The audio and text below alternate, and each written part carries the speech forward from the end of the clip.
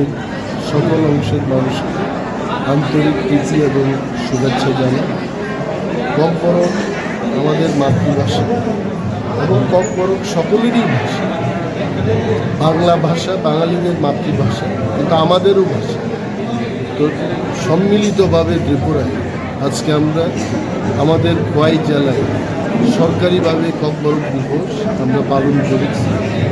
এখানে আমাদের জেলা সভাধিপতি মহোদয় আছেন, বিধায়ক নির্মল বিশ্বাস মহোদয় আছেন, এডিএম ডিএফও এডিশনাল এসপি সাহেব আছেন, এবং খুব সাড়ম্বরে আমরা এই প্রোগ্রামটা করতে পেরেছি। নাচ গান, কালচারাল প্রোগ্রাম দিয়ে ককবরক গান আবৃত্তি ইত্যাদির মাধ্যমে এই প্রোগ্রামটা আমরা পালন করতে পেরেছি।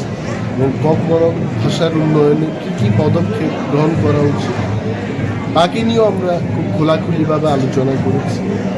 সরকার বদ্ধপরিকর মানুষের কাছে যে ককবরক ভাষার উন্নয়নে ত্রিপুরার সরকার কাজ করছে এবং আগামী দিনে